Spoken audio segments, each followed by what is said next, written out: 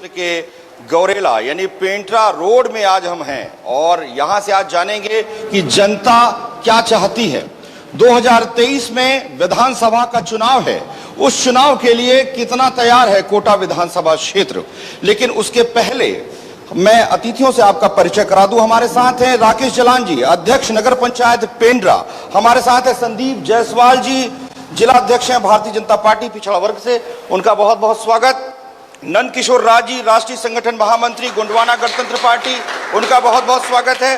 पंडित राम निवास तिवारी जी जोगी कांग्रेस से हैं, उनका बहुत बहुत स्वागत है। आइए कार्यक्रम की शुरुआत करते हैं। लेकिन यदि आज गौरेला की इस पवित्र भूमि में मैं इस बात को शेयर नहीं करूंगा, जो बात मैं आज कहना चाहता हूं, तो गलत हो जाएगा, अन्याय हो जाएगा। गौरेला से मेरा बड़ा पुराना नाता है। जो वो स्थान है ये जहां से मैं आ से अनार सीखा हूं। मेरी प्रारंभिक शिक्षा ही गौरेला से हुई है, इसलिए इस पवित्र भूमि का बड़ा कर्ज है। और आज देश में और अन्य जगहों पर भी मैंने बहुत सारे कार्यक्रम किए हैं, लेकिन गौरेला की बात कुछ और है। यहाँ की बातों में खोया की जो जलेबी है उसकी मिठास है, और लोगों में संस्कार है, परंपरा है, और आज भी इतने वर्षों के बाद भी गौरेला में वो चीजें देखने को मिलती है। मैं आपका जोरदार तालियों के साथ स्वागत करता हूं गौरेला का। तो आइए सबसे पहले गौरेला जो है और कोटा विधानसभा क्षेत्र की हम चर्चा कर रहे हैं, जिसमें गौरेला, पेंट्रा, बेलगहना, रतनपुर आता है, और ये बहुत महत्वपूर्ण है। और ये सभी क्षेत्र अपने आप में विलक्षण हैं। रतनपुर कुछ अलग है, गौरेला कुछ अलग है, पेंट्रा कुछ अलग है। तो इतनी विविधता है इस विधानसभा क्षेत्र में। साथ ही ये भी मैं बताना चाहूंगा आपको कि यह विधानसभा क्षेत्र, चाहे मथुरा प्रसाद दुबे जी की बात करें, चाहे पंडित राजेंद्र प्रसाद शुक्ल जी की बात करें, बड़े बड़े लोग जो हैं इस क्षेत्र का प्रतिनिधित्व किए हैं। लेकिन राजेंद्र प्रसाद शुक्ला जी के जाने के बाद जो उपचुनाव हुए उसमें जोगी परिवार का कब्जा होता है, और लगातार जो है इस विधानसभा क्षेत्र से जोगी कांग्रेस के प्रत्याशी जीत रहे हैं। मतलब रेणु जोगी जी यहां से विधायक हैं। अब सवाल यह आता है, रेणु जोगी जी जोगी कांग्रेस से जीती हैं, और 2023 में क्या भविष्य होगा कोटा विधानसभा क्षेत्र का, आज जनता से जानेंगे, जनप्रतिनिधियों से जानेंगे। लेकिन उसके पहले जो हमारे जिला संवाददाता हैं गौरव जैन, उनसे समझते हैं कि आखिर कोटा विधानसभा क्षेत्र का क्या है मूड। तो गौरव बताएंगे आपको कि क्या वर्तमान स्थिति है। गौरव। कोटा विधानसभा वैसे तो बहुत ही चर्चित विधानसभा है छत्तीसगढ़ की। ये बहुत ही हाई वोल्टेज विधानसभा है। आज़ादी के बाद से लगातार ये अभेद्य गढ़ रही है कांग्रेस की। केवल 2018 में रेणु जोगी ने आखिरी समय पे छत्तीसगढ़ जनता कांग्रेस से यहाँ पर फॉर्म भरा था और उन्हें विजय प्राप्त हुई थी। काशीराम तिवारी, मथुरा प्रसाद दुबे, राजेंद्र प्रसाद जी शुक्ल और रेणु जोगी, केवल 4 ही विधायक यहाँ से हुए हैं, और कांग्रेस का ये अभेद्य गढ़ रहा है। भाजपा के लिए अभी तक यहाँ पर कोई भी सफलता अभी तक वर्तमान में प्राप्त नहीं हुई है। 2023 में देखना होगा भाजपा किस प्रकार से डिलीवर करती है, और कांग्रेस या जनता कांग्रेस जो भी स्थानीय विधायक हैं उनके समीकरण से कैसे उन्हें डिफीट करती है। संदीप अकल जी। आपने सुना कि क्या स्थिति है, और हमारे संवाददाता गौरव जैन ने आपको बताया। तो आइए गदर की शुरुआत करते हैं। गदर का पहला सवाल राकेश जलान जी से, नगर पंचायत पेंड्रा से हैं ये और अध्यक्ष हैं वहां के। राकेश जलान जी, वर्तमान में क्या स्थिति दिखती है? 2023 के लिए कितने तैयार हैं आप? देखिए, सर्वप्रथम आप सभी को मेरा नमस्कार। 2023 में निश्चित तौर पर इस बार कोटा विधानसभा में कांग्रेस जीत हासिल करेगी, क्योंकि पिछली बार हम चुनाव में हारा क्योंकि प्रत्याशी चयन में कहीं ना कहीं कांग्रेस पार्टी के चूक हुई थी। और श्रीमती रेणु जोगी जी उसी समय कांग्रेस पार्टी से जोगी कांग्रेस में गई थी, तो हमारे मतदाता उसमें सिंपैथी लहर भी चली मैडम के साथ, क्योंकि माननीय स्वर्गीय श्री अजीत जोगी जी की वाइफ है, तो कहीं ना कहीं उसका उनको फायदा हुआ। पर इस बार जिस तरह माननीय भूपेश बघेल जी की सरकार ने कोटा विधानसभा के लिए पेंड्रा गौरेला, जो कि कोटा विधानसभा में आता है, जिले की सौगात दी, यहाँ जितने विकास कार्यों की सौगात दी, उसको देखते हुए निश्चित तौर पर इस बार कोटा विधानसभा में कांग्रेस के ही प्रत्याशी बनेगा। निश्चित रूप से कांग्रेस के प्रत्याशी बनेंगे, ये विश्वास जताया है जलान जी ने। लेकिन इस जलान जी ने जो विश्वास जताया है उस पर कितना यकीन किया जाए तो आने वाला वक्त बताएगा। हमारे साथ संदीप जायसवाल जी है। संदीप जी, आप भारतीय जनता पार्टी का प्रतिनिधित्व कर रहे हैं, लेकिन आरएसएस जो मेरे जानकारी में है, आरएसएस इतना मजबूत है यहाँ सालों से, लेकिन भारतीय जनता पार्टी के कोई भी प्रत्याशी जो है जीत क्यों नहीं पाते हैं? सर्वप्रथम तो मैं आपको गौरला पेंडा मरवाही की तरफ से बहुत माइक को पास रखेंगे, माइक को पास रखेंगे जी। विशेष धन्यवाद देना चाहता हूं। अभी जलान जी ने जो कहा, भूपेश बघेल ने जो जिले की घोषणा की, माइक को करीब से रखेंगे जसपाल। मैं आपको अवगत करा दूं कि जिले की अवधारणा तो बहुत सही है, लेकिन 15% कमीशन की ये सरकार बन चुकी है। हर जगह कमीशन और भ्रष्टाचार का बोलबाला है। यहां पर जितने भी माफिया हैं, चाहे वो रेत माफिया हो, चाहे खनन माफिया हो, जितने भी माफिया हैं वो पूर्ण रूप से सक्रिय हैं। भारतीय जनता पार्टी अपने कार्यकर्ताओं के दम पर लड़ेगी। अगला चुनाव निश्चित तौर पे हम हारे हैं, मगर वो बिल्कुल मिनिमम मार्जिन से हारे हैं। और आने वाला समय नरेंद्र मोदी की सरकार के जो केंद्रीय सरकार की योजनाओं को लेकर और हम सब की तैयारियों को लेकर हम निश्चित तौर पर अगला चुनाव फतह करेंगे, यह मैं आपको विश्वास दिलाता हूं। ये विश्वास जो है जसवाल जी ने जताया है। हमारे साथ पंडित राम निवास तिवारी जी हैं, बड़े बुजुर्ग व्यक्ति हैं, सुदीर्घ इनका अनुभव है। तिवारी जी, जोगी कांग्रेस की वर्तमान स्थिति क्या है? और क्योंकि आपकी सिटिंग एमएलए यहाँ से, लेकिन 2023 का भविष्य क्या होगा तिवारी जी? देखिए, जोगी कांग्रेस दल के तौर पर ही अपने लोगों से दिल से जुड़ी है। मैं चाहूंगा कि माइक को तिवारी जी रहने के कारण जी, ये हम कह सकते हैं कि हमारा संपर्क घर घर में है और जीवंत संपर्क है। इसलिए जोगी कांग्रेस तो आएगी। रही बात कांग्रेस और भाजपा का जो सपना है, कांग्रेस इस कदर वो अपने भ्रष्टाचारों से और जनहित के कामों से दूर रहकर अपने किए हुए वादों को पूरा न करने के कारण 12 वादे दिखाऊंगा मुख्यमंत्री जी के, चरणदास महंत जी के, जो पूरे नहीं हुए। फिर भी ये कहते हैं, सपना देखते हैं कि हम जीतेंगे। जिनकी बड़ी भारी मूर्ति लगाए हैं वहाँ पेंड्रा में, उनके नाम का उद्यानिकी महाविद्यालय का पता ही नहीं है और मूर्ति पहले लग गई। भूपेश बघेल जी नगर पालिका गौरेला और पेंड्रा की घोषणा किए हैं, नगर पालिका बनेगा, कहीं अता पता नहीं। जहाँ भी जिला मुख्यालय बनता है वो स्थान नगर पालिका भी बन जाता है। जहाँ अभी जिला मुख्यालय है वो अभी ग्राम पंचायत है, उसको नगर पालिका बन जाना चाहिए था। 15 दिन के अंदर बना है। सुकमा, बलरामपुर, दंतेवाड़ा, ये तमाम जगह है जो नए नए हैं, ग्रामीण क्षेत्रों में थे, 5वीं अनुसूची के क्षेत्रों में थे, परंतु ये एक उसमें एक्सेप्शन है कि जिला मुख्यालय बनने के कारण उस ग्राम पंचायत को नगर पालिका बना दिया जाता है। बाकी तमाम जगह बन गए। हमारा जिला मुख्यालय आज भी ग्राम पंचायत में रह रहा है। तमाम जिला चिकित्सालय बना हुआ है, सिर्फ बोर्ड लगा है, एक नई ईंट नहीं रखी गई जिला अस्पताल के नाम की। तमाम ऐसी बातें हैं विफलताओं के नाम पर।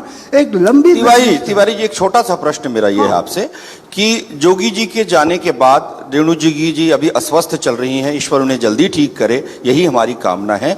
लेकिन जोगी जी के जाने के बाद ये माना जा रहा है कि जोगी कांग्रेस में बड़े बड़े नेता जो है वो टूट रहे हैं। आपके कांग्रेस जो विधायक हैं वो दूसरी पार्टियों में जाने के लिए जो है प्रयास कर रहे हैं। तो ऐसी स्थिति में जनता के बीच संशय लेके आप जाएंगे क्या? संशय कुछ नहीं है।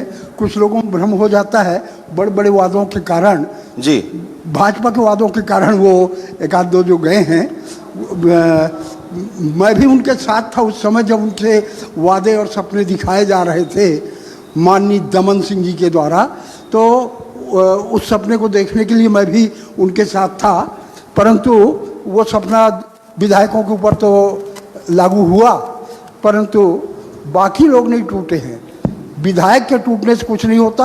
आम जनता पूरी है। लोरमी भी हम जीतेंगे, बलौदा बाजार भी जीतेंगे, और जहाँ जहाँ से नंबर 2 में रहे हैं वो सब सीटें जीतेंगे। आपके नेता कौन रहेंगे? अरे हमारा नेता हमारा अध्यक्ष है और राष्ट्रीय अध्यक्ष श्रीमती रेणु जोगी हैं जी। तो हाँ? अमित जोगी जी के नाम से आप चुनाव लड़ेंगे? नहीं जी, अमित जोगी जी के नाम से आप चुनाव लड़ेंगे? हम लोग अजीत जोगी जी के नाम पर, अजीत जोगी के सपनों का छत्तीसगढ़िया सबसे बढ़िया हमारी हाई कमान, ये यहाँ बैठी हुई जनता, हम इनके इस जनता के लिए जोरदार तालियां हो जाएं। ये गौरेला की जनता, आपके कोटा विधानसभा क्षेत्र की जनता जी। हमारे साथ नंद किशोर राज जी हैं, गोंडवाना गणतंत्र पार्टी की हमेशा शिकायत रही है कि उन्हें अवसर नहीं मिल पाता है, लेकिन न्यूज़ 24 मध्य प्रदेश छत्तीसगढ़ के गदर कार्यक्रम जहां पर भी हुए हैं, चाहे वो मनेंद्रगढ़ हो, चाहे भरतपुर सोनहत हो, अंबिकापुर हो और मरवाही हो, और आज यहाँ पर भी हमने सदैव गोंडवाना गणतंत्र को एक महत्वपूर्ण स्थान दिया है। तो ये संशय बिल्कुल न रखें, हमारे लिए सब आप एक बराबर हैं। हम चाहते हैं कि हम आपकी आवाज़ को जो है दूर दूर तक पहुंचा सकें। नंद किशोर राज जी, कितनी तैयारी है 2023 विधानसभा चुनाव को लेकर गोंडवाना गणतंत्र पार्टी की? पहले तो मैं आप सभी को सेवा जोहार करता हूं। जी, माइक को पास रखेंगे भैया जी। देखिए, जहां तक कोटा विधानसभा की बात है, यहाँ पर लगभग 1 लाख आदिवासी लोग रहते हैं, 1 लाख आदिवासी मतदाता हैं। और छत्तीसगढ़ बनने के बाद 15 साल भारतीय जनता पार्टी ने राज किया, शासन में रहे, आदिवासियों को कोई भला नहीं हुआ।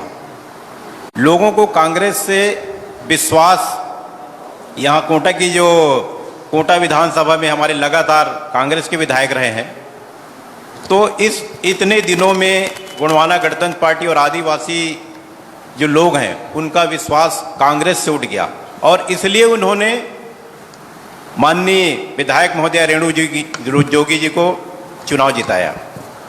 लेकिन उन्होंने भी आदिवासियों के लिए ज़्यादा कुछ नहीं कर सका, और इसलिए आदिवासी अपने आप को, कोटा के आदिवासी अपने आप को ठगा सा महसूस कर रहे हैं। और इसलिए हम लोग ये तय कर रहे हैं कि क्यों किसी के साथ जाएं, इसलिए आदिवासी अपना विकास खुद करेगा, और अपना विधायक इस बार 2023 में कोटा से हम लोग बनाएंगे, और छत्तीसगढ़ के अनेक क्षेत्रों में विधायक बनाएंगे। कितनी सीटों पर चुनाव लड़ेगी गोंडवाना गणतंत्र पार्टी? अभी तो ये संगठन तय करेगा, लेकिन अधिकतर सीटों पर हम चुनाव लड़ते हैं। जहां जहां ट्राइबल सीटें हैं वहां से तो हम चुनाव लड़ते ही हैं।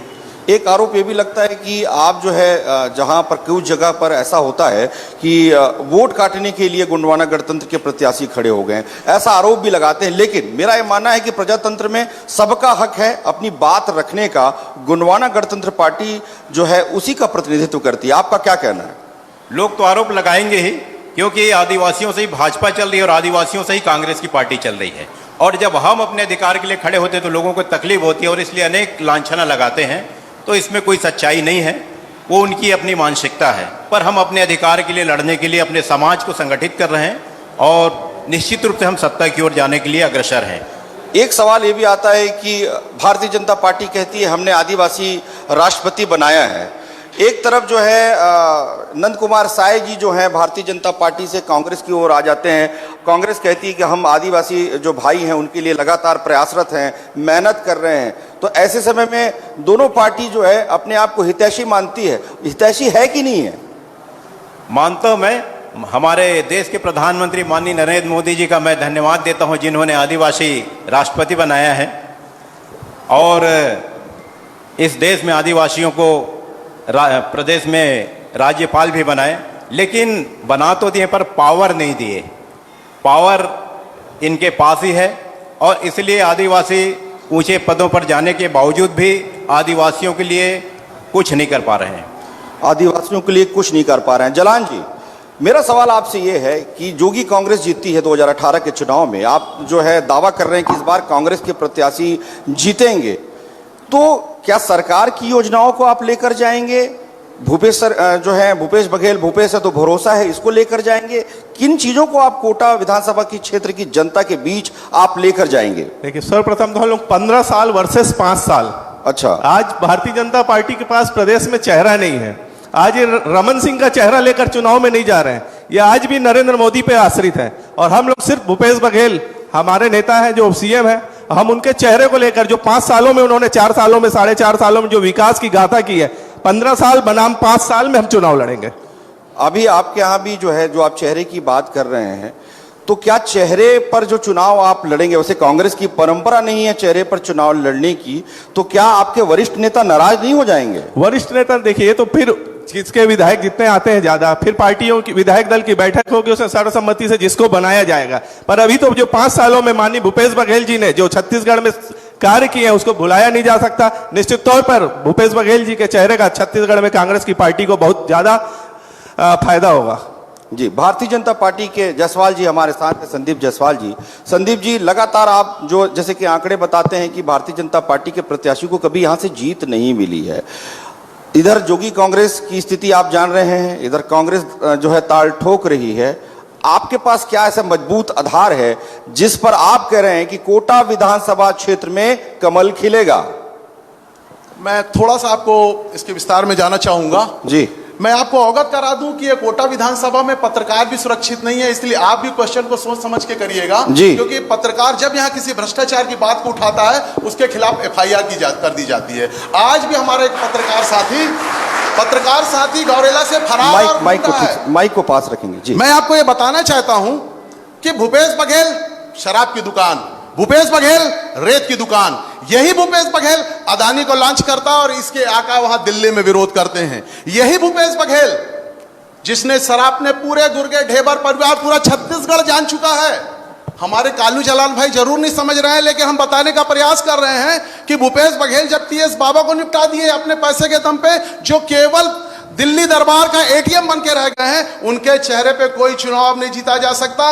यह निश्चित तौर पे ये बोलते हैं मोदी जी इस देश का इतिहास बन चुके हैं। इस देश का ऐसे मैं क्षमा चाहूंगा, इतिहास बन जाएंगे तो फिर इतिहास बदला जाता है। मैंने उनके कार्यों को बोला, वर्तमान है ऐसे कार्यों को बाकी बात कर रहा हूं संदीप जी। मैं आपको ये बताना चाहता हूं कि मोदी जी को इतने हल्के में मत ले, और हमारे पास प्रदेश में सक्षम नेतृत्व है, इनका तो आला कमांड डिसाइड करता है। आप कांग्रेस की परंपरा को बहुत अच्छे से जानते हैं। कांग्रेस में कोई भी कुछ कर ले, टीएस बाबा ने अपना सब कुछ बेच के पैसा लगा दिया, 2.5 साल का समझौता हो गया, लेकिन भूपेश बघेल के पैसे के आके सोनिया दरबार पूरा नतमस्तक हो गया। और आज टीएस बाबा की क्या हैसियत है आप बहुत अच्छे से जान रहे हैं। इसलिए जलान जी जो बातें आ रही हैं, गुटबाजी की बातें आ रही हैं, और वास्तव में ये जरूर है कि राजनीति जो है अलग अलग खेमों में बटी होती। चाहे ऐसा नहीं कि भारतीय जनता पार्टी में खेमे नहीं है, कांग्रेस में खेमे नहीं है, या गोंडवाना गणतंत्र में खेमे है कि नहीं? राज्य इनके में खेमे ही नहीं है बोल रहे हैं, ऐसा इनका मानना है। आपका क्या कहना है? आज भी कांग्रेस पार्टी में कोई खेमा नहीं है। आज भी हमारे यहाँ जब से कांग्रेस की छत्तीसगढ़ में सरकार बनी है, माननीय मोहन मरकाम जी यहाँ प्रदेश अध्यक्ष है, माननीय भूपेश बघेल जी सीएम। जानकारी में यही विधानसभा किसी भी प्रकार का कोई गुटबाजी नहीं है, चाहे माननीय टीएस यही विधानसभा है जिसमें राजेंद्र प्रसाद शुक्ला जी के लोग हुआ करते थे, यही विधानसभा है जिसमें जो है जोगी जी के लोग हुआ करते थे। होता है, इसमें कोई राजनीति में बुरी बात नहीं है, ये परंपरा के अनुसार है। देखिए, आज भी चाहे वो टीएस सिंहदेव और माननीय भूपेश बघेल जी की लड़ाई हो, मीडिया और ये भारतीय जनता पार्टी की उपज है। कोई 2.5 साल का आप आरोप लगा करिए, जब मीडिया अच्छी बातों को सामने लाती है, अपने नैतिक दायित्व का निर्वहन करती है, मीडिया पर आरोप क्यों? मीडिया पर आरोप नहीं, जनरली क्या होता है, आप जैसे किसी दूसरे भारतीय जनता पार्टी के लोगों से बाइट दे रहे हैं, तो उस बाइट के माध्यम से आता है कि इनका तो 2.5 साल का था, जबकि ऐसा कुछ भी नहीं था। आज हमारे टीएस सिंहदेव जी स्वास्थ्य मंत्री बने हुए हैं और बढ़िया काम कर रहे हैं, दोनों मिलकर बढ़िया काम कर रहे हैं। हमारे साथ जो है पंडित रामनिवास तिवारी जी 2023 का विधानसभा चुनाव, कांग्रेस बीजेपी दोनों की बातें आप सुन लिए हैं, आपका जो अनुभव क्या कहता है? मेरा अनुभव ये कहता है, माइक ले लेंगे जी। मेरा अनुभव ये कहता है कि भाई साहब भी मोदी जी की बड़ी तारीफ किए और सभी लोग किए अपने अपने, परंतु इनके जो पैटर्न है चुनाव लड़ने का, जब भी कोई बड़ा नेता आता है, यहाँ हम संदीप भैया को बड़ा नेता मान रहे हैं, परंतु उस बड़े नेता की वो सप्लाई करने में लग जाते हैं। उसी तरह से भाई मैं आपको बता दूं कि हमारा बूथ लेवल का, ब्लॉक लेवल का अरुण साहू जी जैसा नेता आज प्रदेश अध्यक्ष है और उसे ऐसी टिकट मिली। कांग्रेस में व्हाइट कलर जॉब है, महंत है तो वही लड़ेगा कोरबा, इसके बाद सूरज महंत तैयार है। यह परंपरा केवल कांग्रेस में, भारतीय जनता पार्टी में जनपद सदस्य से लेकर जिला पंचायत सदस्य तक का लड़का सांसद बन सकता है। इसलिए भारतीय जनता पार्टी पर यह आरोप लगाना मैं बिल्कुल भी नकारता हूं। भारतीय जनता पार्टी के संदीप जायसवाल ने ये कहा है कि बड़े नेता के आने पे गांव के नेता मैं आपको नाश्ता दे रहे होते हैं। हुआ है मुझे भारतीय जनता पार्टी में प्रवेश किए, भारतीय जनता पार्टी ने मुझे नगर पंचायत का उपाध्यक्ष बनाया, पिछड़ा वर्ग मोर्चा का अध्यक्ष बनाया। भारतीय जनता पार्टी केवल काबिलियत पे काम करती है और निश्चित तौर पे कोटा विधानसभा में इसके बाद ऐसा कैंडिडेट दिया जाएगा जो पहली बार इतिहास बनाएगा। आज तक हम जरूर किसी न किसी कारण से हार गए हैं, लेकिन आने वाला समय भारतीय कर्नाटक चुनाव हारने का मुख्य कारण ये था कि जितने बड़े नेता वहां गए, अभी कोटा की बात स्थानीय नेताओं से नाश्ता सर्व करवाए हैं। अभी कोटा की बात कर स्थानीय रहे थे, नेता कर्नाटक तो बाद में हो चुनाव जाएगा। प्रचार नहीं कर पाए। कर्नाटक जी, की बात करते हैं, हमारे लेकिन गुजरात की बात हमारे नहीं साथ करते। जो है नंद संजय किशोर जी, राज जी। कर्नाटक की बात करते हैं लेकिन गुजरात की बात लेकिन नहीं हाँ, करते। मैं एक चीज जरूर कहूंगा कि ये उदाहरण तो चाहे कांग्रेस हो चाहे भारतीय जनता पार्टी हो, बहुत सारे ऐसे उदाहरण मिलते हैं जिसमें एक कार्यकर्ता उच्च शिखर तक पहुंचते हैं, लेकिन बहुत उदाहरण नहीं है, न बीजेपी के पास है न कांग्रेस के पास है। मैं इस बात को जरूर कहता हूं कि बहुत सारे नेता जो वास्तव में जमीनी स्तर पर मेहनत करते रहते हैं। मैं आज जोगी कांग्रेस की बात नहीं, बीजेपी की बात नहीं, कांग्रेस की बात नहीं, गुणवाना गणतंत्र की बात नहीं कर रहा हूं, लेकिन मेहनत करने वाले कई नेता ऐसे होते हैं जो केवल नेता बन जाते हैं, उन्हें प्रदेश स्तर पर पहचान नहीं मिलती है। तो आइए हम ऐसी मेहनत करें, इस क्षेत्र से लोग उस शिखर तक पहुंच सकें। ऐसी मेहनत हम सबको करनी चाहिए, उसके लिए लेकिन सम्मिलित प्रयास करना होगा। हमारे साथ जो है नंद किशोर राज जी, कांग्रेस, बीजेपी और जनता कांग्रेस, कहां पाते हैं अपने आप को आप? देखिए, भारतीय जनता पार्टी, कांग्रेस पार्टी, जोगी पार्टी, ये जितने भी हैं इन लोगों ने अपना अपना कर लिया, और हमारे दम पर, आदिवासियों के दम पर ही इन लोगों ने विधानसभा जीता, लोकसभा जीता, और हमारे लिए तो कुछ किया नहीं। अभी जो भी बात कर रहे हैं, विकास की बात कर रहे हैं, कहाँ दिखता है विकास की बात? आदिवासी आज पहले गरीब थे, आज जब भारतीय जनता पार्टी की सरकार बनी, छत्तीसगढ़ बना, तो महागरीबों की संख्या बढ़ गई। लोग गरीब से और गरीब से अब महागरीब हो गए। तो आदिवासी क्या, यहाँ के किसान, यहाँ के और भी जो समाज के लोग हैं, उनकी गरीबी बढ़ते जा रही है। इसलिए ये गरीबी बड़ा मुद्दा है, किसानों का मुद्दा है, और इन सारी चीज़ों को अब जनता समझने लग गई। ये कैसे चुनाव लड़ते हैं जनता समझ गई है, और इसलिए हम तो यहाँ के मूल निवासी हैं, और हम हमेशा यही चाहते थे कि कोई बेहतर प्रतिनिधि आए, कोई बेहतर। ये बगल में जो जितने लोग हैं वो क्या है? जी, ये भी बेहतर ही हैं। नहीं, मूल निवासी की बात आपने कही जो। जी, मूल निवासी सभी लोग हैं, पर आदिवासियों को जो यहाँ का मूल निवासी का दर्जा दिया आप गया है। हमारे भाई हैं जी, हम ये मानते हैं कि नंद किशोर राज जी हमारे भाई हैं, संदीप जायसवाल जी हमारे भाई हैं, दादा जो हैं बुजुर्ग हमारा, उनका आशीर्वाद हमको मिलता है, जलान जी भी हमारे भाई हैं। ये सब आपकी शक्तियां हैं। मैं आपको ये बताना चाहता हूं, ये सभी यहाँ के निवासी हैं। और जिस दिन पूरे लोग, ये चार लोग खड़े, चार दिशा है मेरे हिसाब से, और ये चारों दिशा जब एक साथ मेहनत करेगी तो ही छत्तीसगढ़ का विकास संभव है, तो ही प्रदेश का विकास इसी बात संभव का है। तो दुख है कि लोग हर बार आदिवासियों के नाम से विकास की बात करेंगे, आदिवासियों के नाम से पिछड़े लोग हैं, ये है, तो ये भेद तो यही पैदा करते हैं। हम तो सबको अपना समझते हैं, हम सबको अपना समझते हैं। आइए, सवालों का वक्त हो गया है। हमारे जिला संवाददाता गौरव जैन जो है वो आपके सवाल लेंगे। आप जो है हाथ उठाएंगे, आपके तक जो है गौरव पहुंचेंगे। और कोटा विधानसभा क्षेत्र के इस स्थान गौरेला यानी पेंट्रा रोड में क्या जनता सोचती है, क्या उनके मुद्दे हैं, और गौरेला पेंट्रा मरवाही जिला बन जाने के बाद आज वर्तमान में जनता क्या सोच रही है, यही हमें जानना है। गौरव, हमारे साथ कुछ आम आदमी पार्टी के भी कार्यकर्ता बैठे हुए हैं। सबसे पहले उनसे भी जानते हैं कि एक राजनीतिक पार्टी होने के नाते वो क्या सोचते हैं इस जिले और इस विधानसभा के बारे में। सबसे पहले तो आपके इस कार्यक्रम का बहुत बहुत धन्यवाद। एक मंच हमारे लिए भी वहाँ पास होना था, क्योंकि हम लोग भी अब राष्ट्रीय पार्टी हो गए हैं, क्षेत्रीय पार्टी को स्थान दिया, तालियां हो जाए, राष्ट्रीय पार्टी हो गए जी, होना चाहिए था। हमारे यहाँ पास समस्याओं का अंबार है। अस्पताल में देखिए भ्रष्टाचार चरम पर है। अंजनी इंडस्ट्रियल एरिया है, नाम मात्र का है, वहाँ पास यहाँ क्षेत्रीय किसी को रोजगार नहीं है। और जो ट्रैफिक व्यवस्था है यहाँ पास, इससे लेके जनता बहुत परेशान है। बाईपास का काम पूर्व मुख्यमंत्री द्वारा घोषणा करके हो चुका है, वर्तमान मुख्यमंत्री के द्वारा भी आश्वासन के ऊपर आश्वासन होता है। आए दिन दुर्घटनाएं हो रही हैं, न बीजेपी इसके ऊपर कोई एक्शन विपक्ष के नाते होते हुए ले रही है, न कांग्रेस सत्ता में है तो उसको कर। सत्ता से ही सारे सवाल हैं, जो भी कमियां हैं वो जिले की ही और कोटा विधानसभा। हाथ आप उठाते जाएंगे और सवाल आप तक गौरव पहुंच रहे हैं। सवाल जी।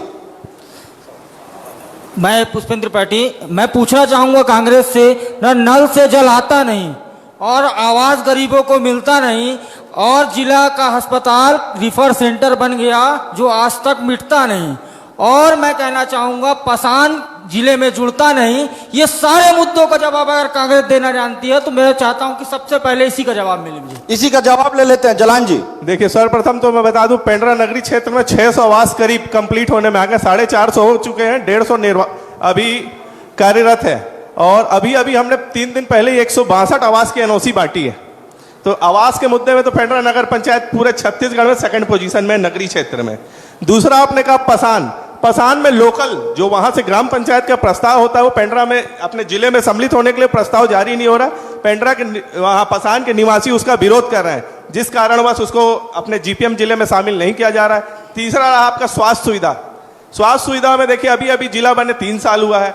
जैसे ही अपना जिला बना है, कोरोना जैसी महामारी से जूझा है, तो कोरोना जैसी संकट की स्थिति में उस अस्पताल ने ही पूरा कार्य किया है। निश्चित तौर पर कुछ कमियां हैं जिसको यथाशीघ्र दूर कर ली जाएंगी, यथाशीघ्र दूर किया जाएगा। जी, स्वास्थ्य सवाल मंत्री लेते खुद हैं। अस्वस्थ हैं। पहले सवाल ले लेते हैं। स्वास्थ्य मंत्री खुद अस्वस्थ हैं। स्वास्थ्य मंत्री खुद अस्वस्थ हैं। स्वास्थ्य मंत्री अस्वस्थ नहीं है, अभी ऑस्ट्रेलिया में अपने ऊपर तक उन्होंने फ्लाइंग की है। शासनकाल में जी क्षेत्र का विकास और क्षेत्र के लोगों का विकास ना होके यहाँ कांग्रेस के नेताओं का विकास हुआ है। कहीं भी गोठान का नाम निशान नहीं है, पूरी सड़कें गोठान बनी हुई है। आप देख सकते हैं पेंड्रा से आपको मरवाही तक पूरी सड़कें गोठान दिखेंगी। सभी रास्तों में रोका छेका अभियान चल रहा है भूपेश बघेल जी के द्वारा। जी ठीक है, एक और सवाल लेते हैं। एक और सवाल ले लेते हैं, आपके पास आऊंगा ये सवाल लेकर। हाँ, एक और सवाल ले लेते हैं। एक और सवाल ले लीजिए। दिन आप छोड़ देंगे तो आपको जवाब मिलना बंद हो जाएगा, इस बात को ध्यान रखिए। मैं सर्वप्रथम ये निवेदन करना चाहूँगा, इस क्षेत्र की जो दुर्गति है ये भूपेश जी का देन है। खुला भ्रष्टाचार। अभी जो नेचर कैप में कई करोड़ों का घोटाला हुआ है, उसमें घोटाला सिद्ध हुआ है।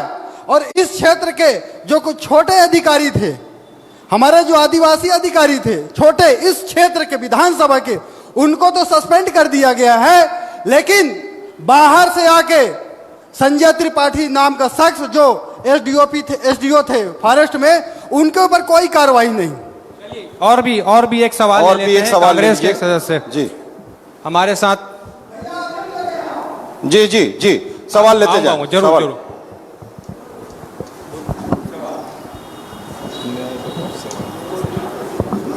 हमारे साथ कुछ महिलाएं भी बैठी हुई हैं, उनसे भी कुछ सवाल लेते हैं। मैं यहाँ स्वास्थ्य के बारे में बोलूंगी। ये हकीकत बात है कि ये जिला तो पेंड्रा गौरेला मरवाही बन चुका है, लेकिन आज भी स्वास्थ्य के लिए बहुत ही पीछे है।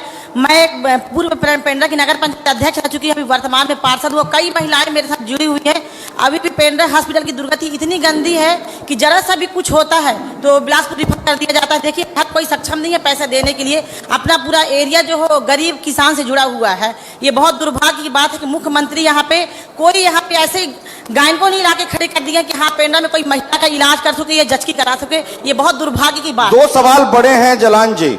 आज आप समझिए कि एक प्रतिनिधि के रूप में है, कांग्रेस के प्रतिनिधि के रूप में है, कांग्रेस की बातें आपको रखना है। वैसे ये सब सवाल जो है तिवारी जी से होने चाहिए। तिवारी जी से इसलिए होने चाहिए क्योंकि इनकी विधायक हैं, क्या किए हैं ये भी एक सवाल होता है। लेकिन मैं आऊंगा तिवारी जी, आप वट वृक्ष हैं तो वट वृक्ष के नीचे छांव तो जरूर होना चाहिए, और यदि वट वृक्ष के नीचे समुचित छांव नहीं है तो इस पर आप पर भी सवाल जरूर उठते हैं। जलान जी, आवास को लेकर बात हुई है, स्वास्थ्य लेकर बात हुई है, और महिलाओं की जो जज की अन्य परेशानियां जो होती हैं उसको लेकर सवाल है।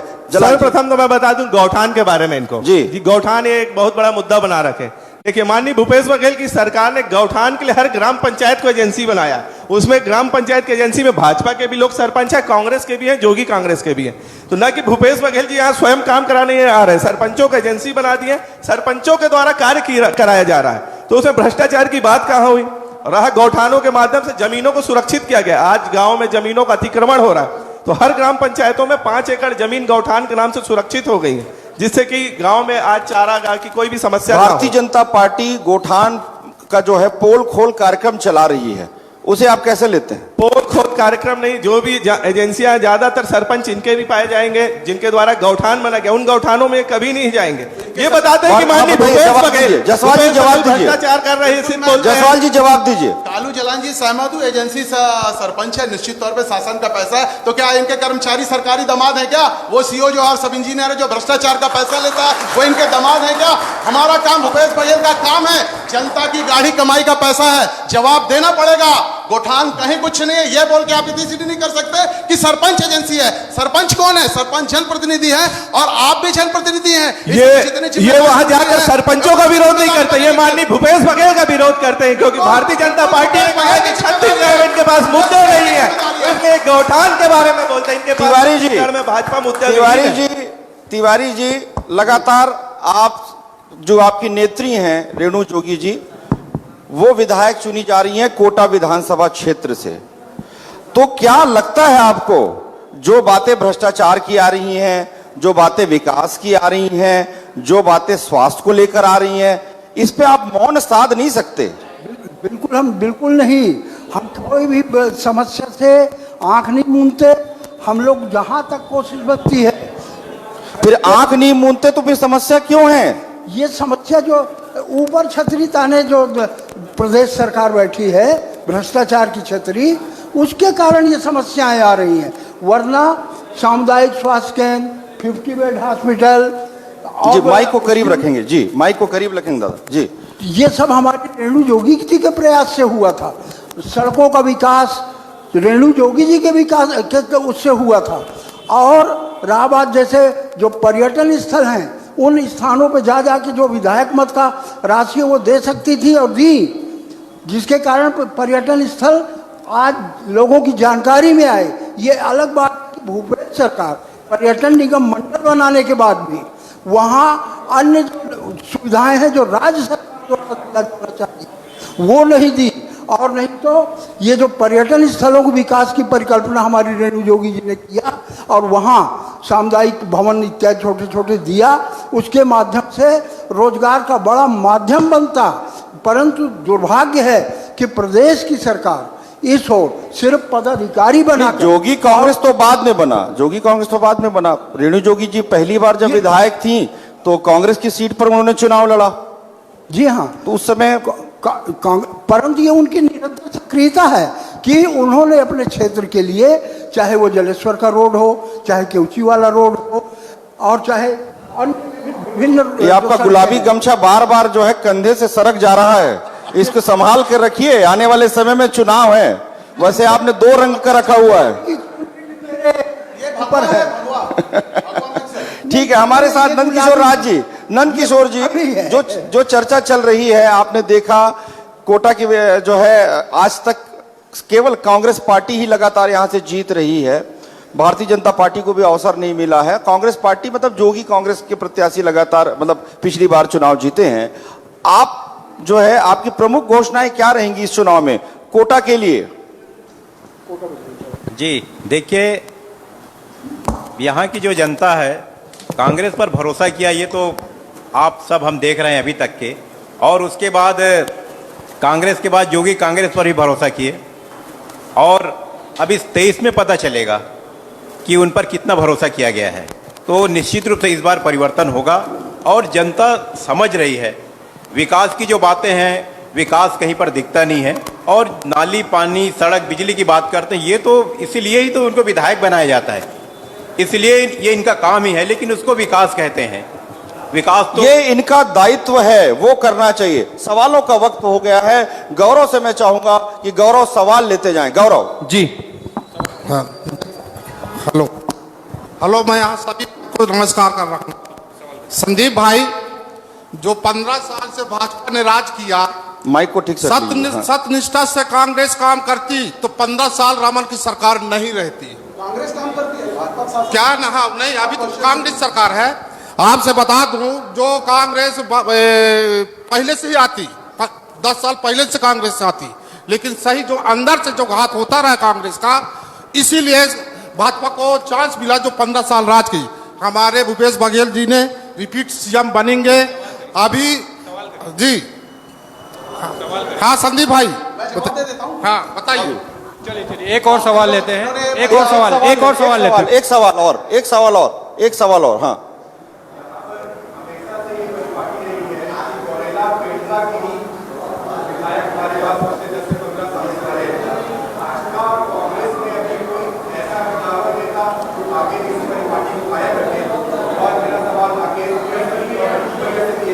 माइक देखिए। हाँ,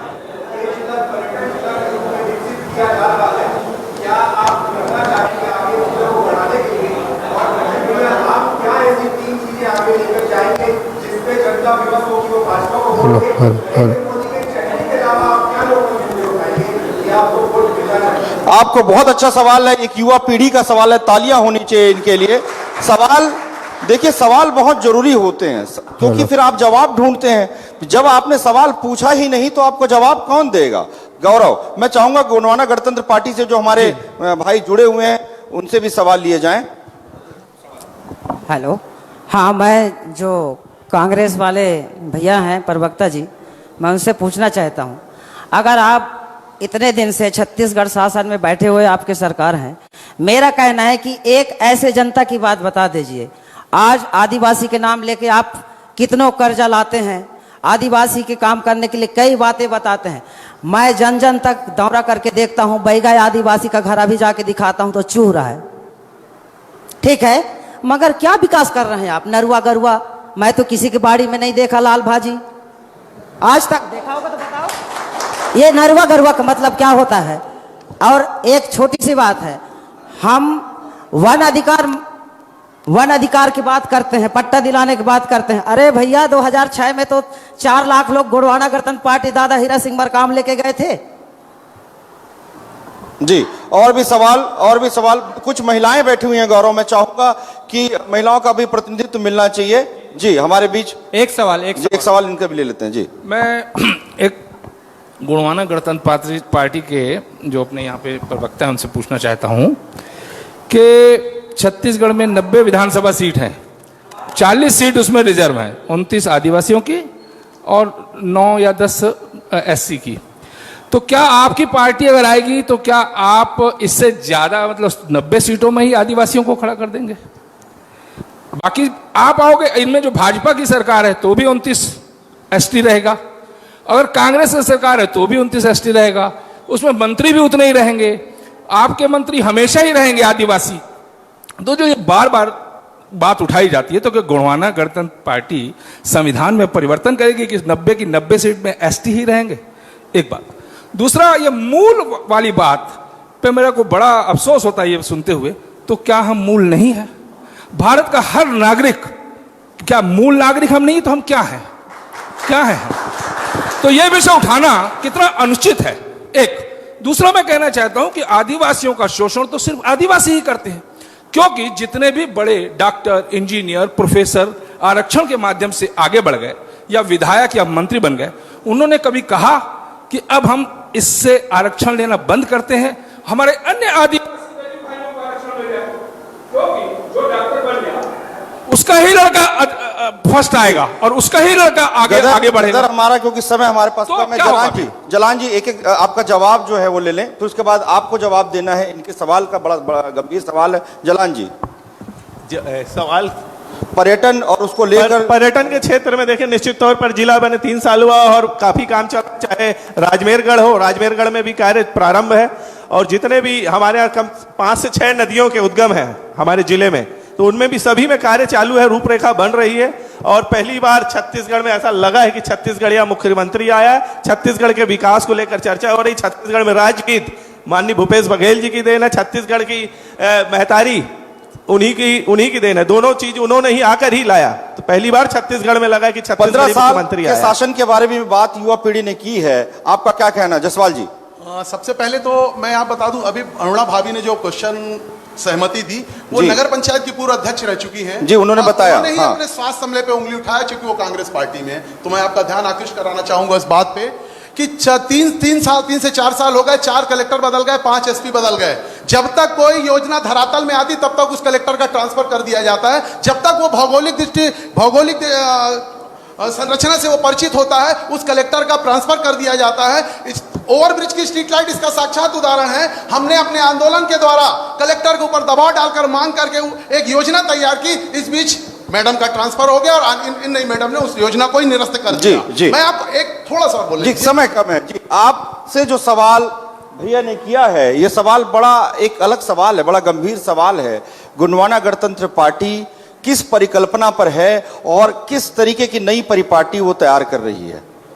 देखिए, गोंडवाना गणतंत्र पार्टी कोई जातिगत पार्टी तो है नहीं कि किसी जाति की पार्टी बने, नहीं तो बहुत सारी जातियों की पार्टी बन जाती।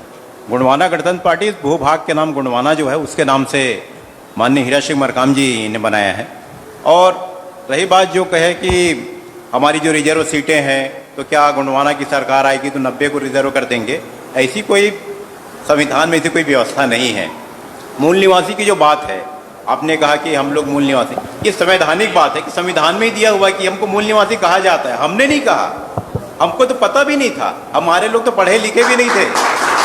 इन्होंने कहा कि ये मूल निवासी, ये आदि संविधान में व्यवस्था दी, बाबा साहब अम्बेडकर ने जो संविधान में व्यवस्था दी है उसके तहत हम बात कर रहे हैं। जी गदर, हमारा अंतिम पड़ाव में है, और सवाल जी और सवाल लेते जाएं, जल्दी सवाल लेते जी। मैं 2 सवाल पूछना चाहूंगा कांग्रेस के भैया राकेश जलान जी से।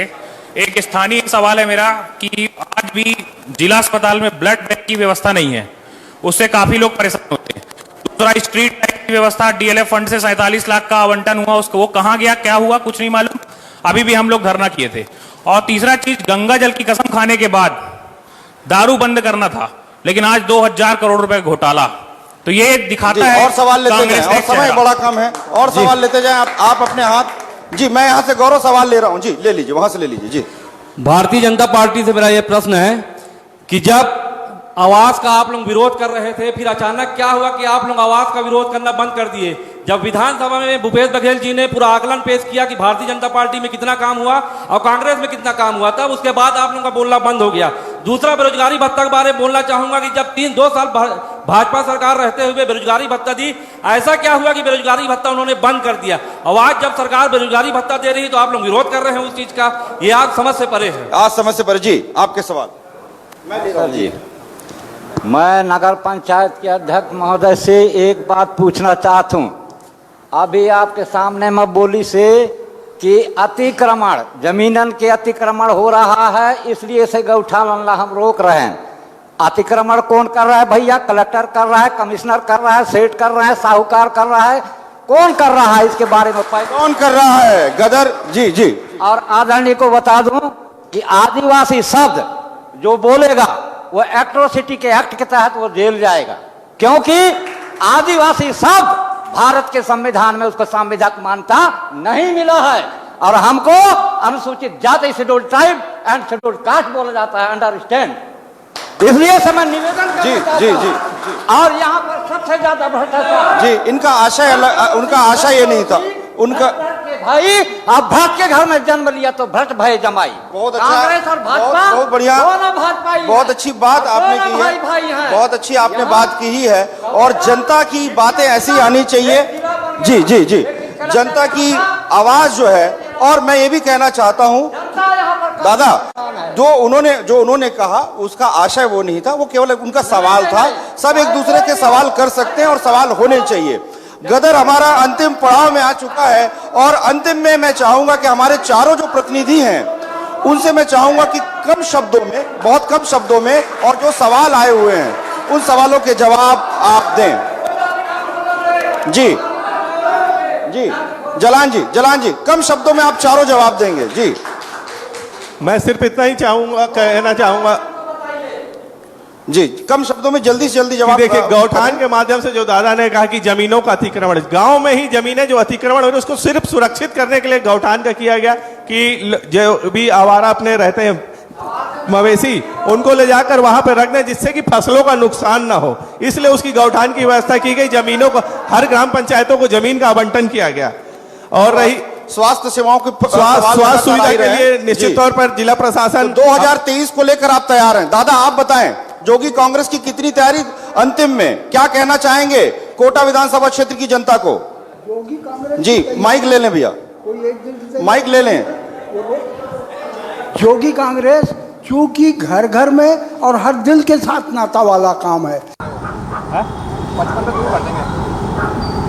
रेडी हो रहता है। और रही बात शासन की योजनाओं का, तो मैंने पहले ही कहा है कि छत्तीसगढ़ की जो जनता, वो हमारी हाईकमान होगी। जब जहां जिस चीज की आवश्यकता जनता बोलेगी उस काम को प्राथमिकता के साथ। भारतीय जनता पार्टी से हमारे साथ जसवाल जी, आपकी क्या तैयारी 2023 में, क्या कहना चाहेंगे कोटा विधानसभा क्षेत्र की जनता को? निश्चित तौर पे भारतीय जनता पार्टी अरुण साहू जी के नेतृत्व में बहुत जी, माइक। ईमानदारी के साथ रहेगी, लेकिन मैं थोड़ा सा समय बोल रहा था माइक कि को, जो जी। हमको आपके मन से हमको मुद्दा माइक को पास रखें, माइक को डायलिसिस मशीन हमारे यहाँ से आदरणीय मथुरा सोनी जी के अथक पत्राचार के बाद हमारे पास शासन से पहुंची है, लेकिन महीनों महीने बंद रहती है। यहाँ लगभग अधिकृत रूप से 800 पेशेंट इस क्षेत्र में है, आदिवासी क्षेत्र होने के बावजूद भी उनको उपचार नहीं मिल पाता।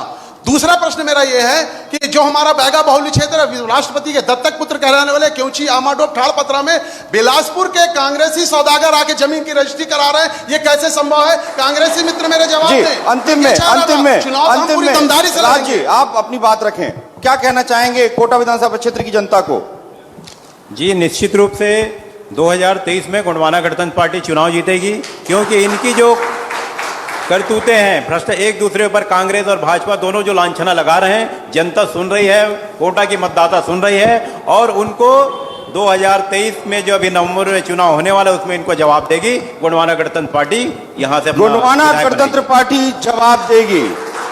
गदर अपने अंतिम पड़ाव में, और आज हमारी एक कोशिश थी गौरेला पेंट्रा मरवाही ये जिला जो है बन चुका है, और मैंने आपको बताया भी कि गौरेला जो है सदैव, चाहे अविभाजित मध्य प्रदेश की बात करें, चाहे राज्य बनने के बाद छत्तीसगढ़ के प्रथम विधानसभा अध्यक्ष जो है यहां से चुने गए हैं, इसलिए गौरव जो ये कोटा विधानसभा क्षेत्र है ये हमेशा से महत्वपूर्ण विधानसभा क्षेत्र रहा है। लेकिन अब सवाल ये उठता है कि 2023 के विधानसभा चुनाव में कहां है गौरेला पेंट्रा की जनता, कहां है उनकी उम्मीदें, कहां है वो विकास के वादे, कहां है वो विकास की बातें? इन्हीं सब बातों को लेकर आज हम गौरेला पहुंचे थे और आप लोगों ने अपनी बातें रखी। आप सभी का बहुत बहुत धन्यवाद। आप देखते रहिए गदर न्यूज 24 मध्य प्रदेश छत्तीसगढ़ पर, और इस बार चुनाव में जमकर मतदान कीजिएगा, क्योंकि प्रजातंत्र का सबसे बड़ा त्योहार होता है चुनाव। बहुत बहुत धन्यवाद। आभार कोटा विधानसभा क्षेत्र, आभार गौरेला यानी पेंट्रा रोड। धन्यवाद।